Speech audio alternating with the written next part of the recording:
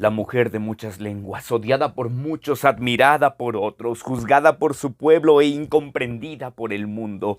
Fue su universo lleno de magia, ira, dolor y resistencia. Siendo niña consentida y amada, creció hasta verse transformada en esclava sometida y ultrajada. Su delito fue el talento, el esfuerzo y las ganas de vivir. Su pecado estar en medio del encuentro entre dos mundos y verlos combatir. No se diga más. Vamos a comenzar.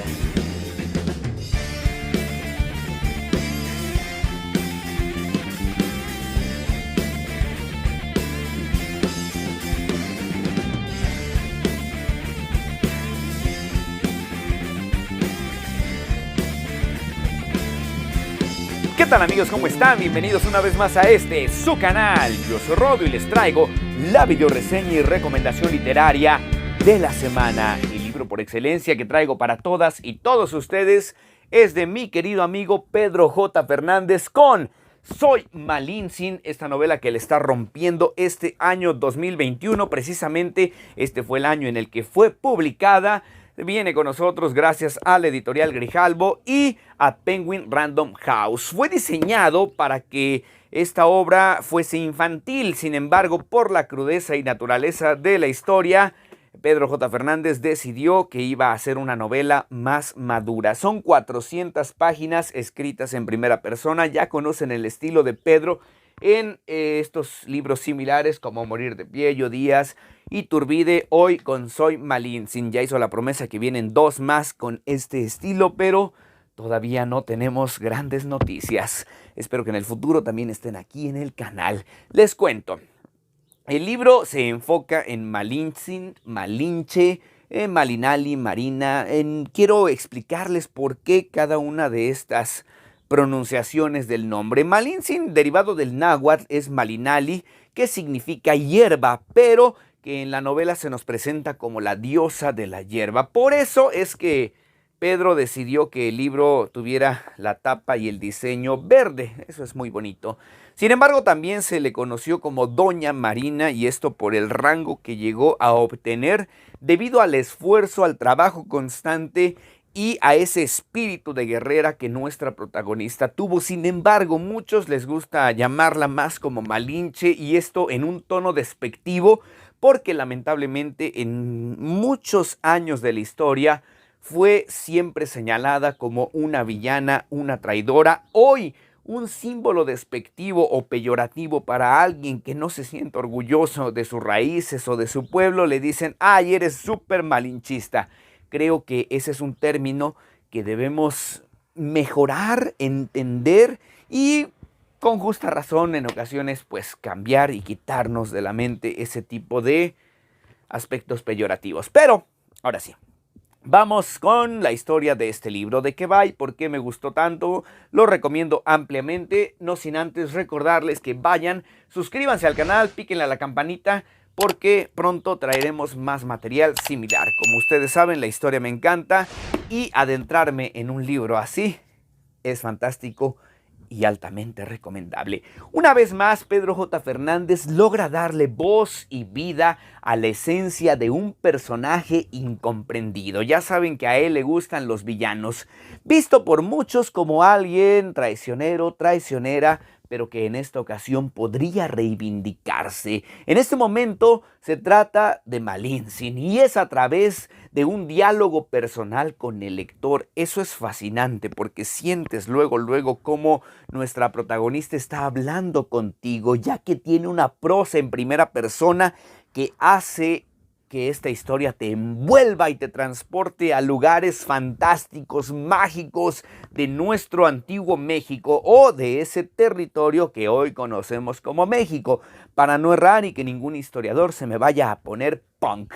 Desde el primer capítulo nos damos cuenta que queremos más. Este es de esos libros que no puedes dejar de leer. Ya que cada capítulo cierra con un toque de misterio y deja algunos hilos en el aire. Parece que estás viendo una serie de televisión porque termina el capítulo y necesitas ir por más, ya que en el siguiente capítulo esos hilos podrán tener continuidad o probablemente habrá más misterio, pero creo que son estrategias fascinantes para quienes apenas están adentrándose en la lectura, ser uno de los primeros libros grandes para leer, porque no está tan rápido, son 400 páginas, se los recuerdo. Sin embargo, la introducción es presentada por nuestra narradora y protagonista, quien expone motivos o su testimonio del por qué hizo las cosas, llevándonos a una reflexión pura del valor de la vida. Eso es muy fascinante y creo que son las primeras 2-3 páginas antes de entrar a un proceso inexplorado de la vida de Malintzin. Y este es el de su infancia. Poco a poco atravesamos los detalles más íntimos de su niñez, ya que a la edad de 8 años, ella lamentablemente fue testigo de la muerte de su señor padre, quien era un cacique del pueblo de Olutla, en parte de un territorio que hoy conoceríamos como Veracruz.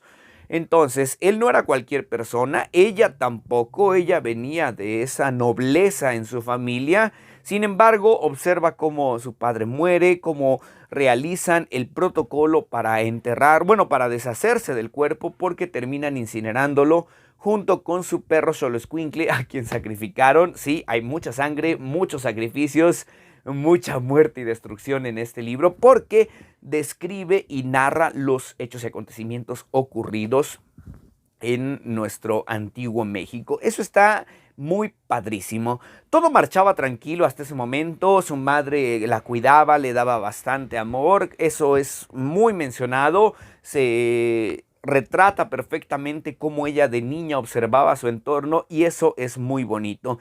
Sin embargo, un día los mexicas llegan a su pueblo. Ellos eran los que controlaban. De hecho, se narra precisamente el dolor y la necesidad de una posible libertad que tenían los pueblos que no eran totalmente mexicas, pero que sí les pertenecían a ellos. Entonces, cuando llegan los mexicas al pueblo de Malintzin, todos tienen miedo, todos tienen temor. Lógico, se habían enterado que su padre había muerto, entonces tenían que llegar a poner control, a tener el orden ahí en su hogar de Malintzin. Entonces, tuvieron que tomar algunos esclavos, ya saben, me recordó a Hopper con las hormiguitas, pero fue así, lamentablemente de ese modo se pagaban los tributos, no solamente con joyería, alimentos, sino con esclavos o esclavas. Malintzin termina siendo pues esclavizada por los mexicas, pero la historia no termina ahí. Ahora, antes de avanzar, quiero comentarles que Malintzin era muy inteligente desde pequeñita. Ella ya dominaba el náhuatl, que era su lengua madre. Sin embargo, también tenía la capacidad de aprender más cosas. En el camino a que fuera a Tenochtitlan con los mexicas, hay una redada, hay un problema muy fuerte ahí y hay un combate en el que ella es secuestrada después de ser esclavizada. Y esto está divertido porque, bueno, para nosotros, porque para ella no fue nada divertido, pero es ahí donde ocurre un momento importante que cambiaría su vida. Las personas que la secuestraron fue la gente de Tascop, que era el señor de Tabasco o el señor de los 8 leones, porque él pues también esclavizaba gente. Sin embargo, conocía al padre de Malintzin, entonces fue su esclava, pero esclava privilegiada. Le dijo, ok, no te voy a tocar, no te voy a lastimar, es más, solamente te dirigiré la palabra en esta primer charla, después, mientras no deslata, no te molestaré. Sin embargo, llega un momento en el que también el señor de Tascop o el señor de los 8 leones, pues tiene que ser sometido, pero ahora por este encuentro entre dos mundos. Les recuerdo, hay gente que piensa que, híjole, nuestros antepasados luego se arrodillaron ante los españoles. No fue así. Uno de mis maestros en la Escuela Normal Superior Pública del Estado de Hidalgo, que me daba asignaturas específicas en historia, me platicaba o me comentaba antes de fallecer, porque lamentablemente él se nos adelantó. Él me decía, oye, no podemos juzgar a los pueblos antiguos porque su cosmovisión era totalmente diferente a la nuestra. Con esa perspectiva, a la llegada de los españoles, lógicamente se iban a confundir. Entonces, cuando llegan los españoles, después de una presentación de presagios funestos, porque eso sí, esta es una novela, pero bien fundamentada. Los presagios funestos son presentados de una manera increíble. Llegan los hombres blancos. Poco a poco se adentraban ciudades de madera, los barcos, pero pues, lógico, nuestros antepasados no sabían qué onda con eso. Se adentraban en el mar, vivieron ahí el encuentro con los españoles, hubo confusión, admiración, no sabían cómo encontrarse cara a cara con ellos. Taskov terminó entregando a Malintzin a una edad temprana, siendo todavía una niña en el proceso a la adolescencia, con Cortés, y le entregaron desnuda con algunas joyas como esclava sexual. Eso fue algo detonante todavía. Ya había muerto su padre, ya la habían alejado de su pueblo, ya había llegado a ser esclava, tenía temor, tenía mucho miedo. Ahora la entregaban como una esclava sexual al pueblo español. Bueno, a la representación del pueblo español con Hernán Cortés. Digo, Cortés desde el principio le echó los ojitos, pero esa es una historia que no se las voy a detallar porque si quieren saberlo creo que tienen que leer el libro. Total, que aquí pasa lo más importante. Ya Malintzin dominaba el náhuatl y aprendía un poquito de maya. Sin embargo, al estar con Taskov en el territorio que hoy conocemos como Tabasco, dominó el maya. Entonces se dieron cuenta poco a poco los españoles, precisamente Hernán Cortés, que cumplía una función muy importante, ya que él tenía un traductor. Hernán Cortés tenía un traductor, este cuate era Jerónimo de Aguilar, pero solamente le traducía de español a maya.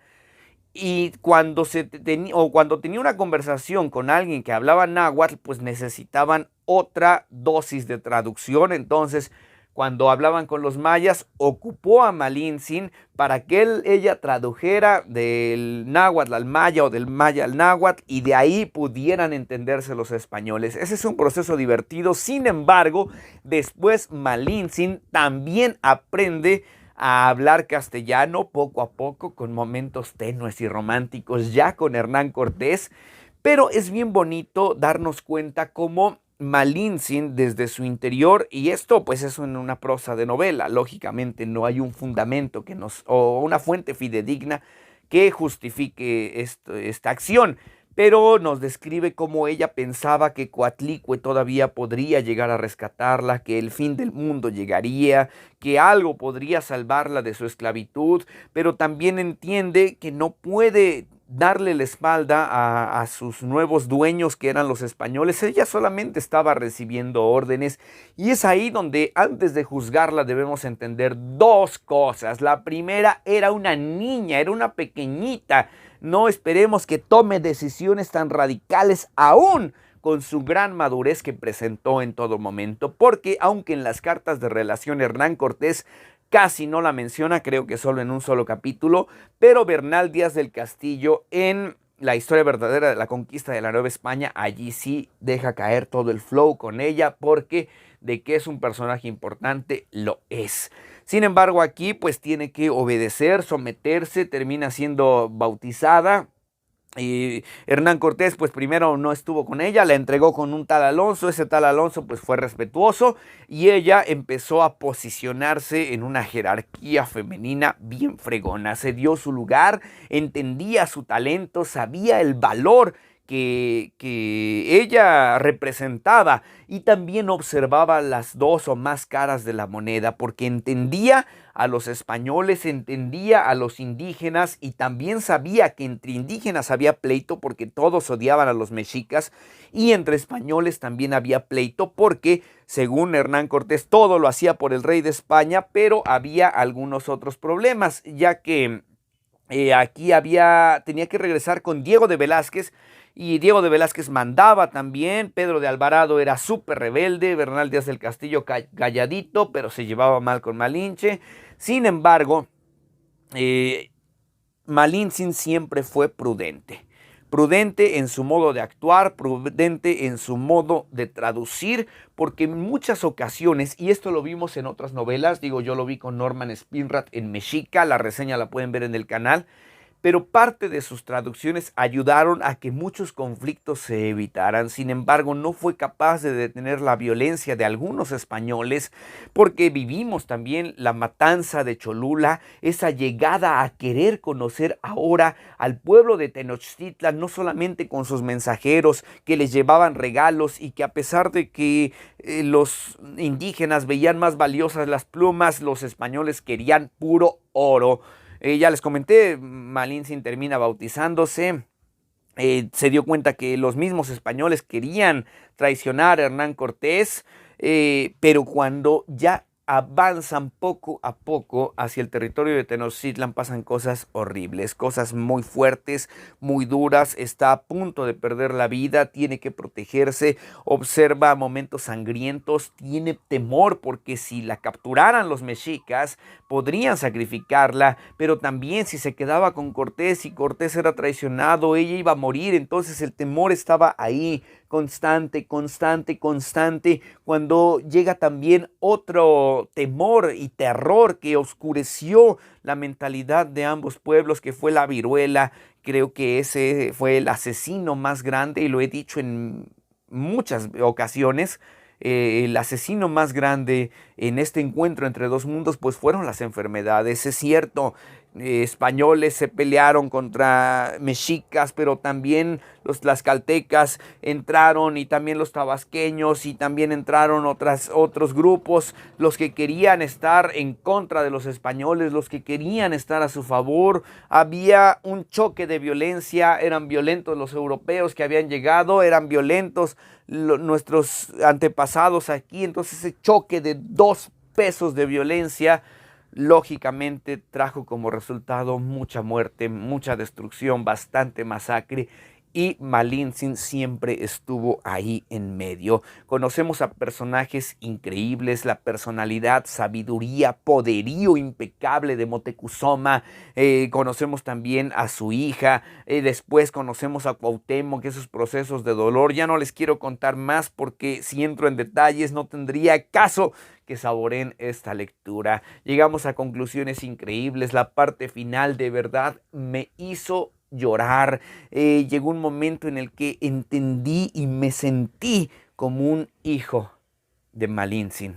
Entonces creo que un libro que te lleve a vivir tantas emociones a través de procesos históricos es realmente alentador. Creo que aquí es donde debemos reconocer algo. La historia la cuentan los vencedores.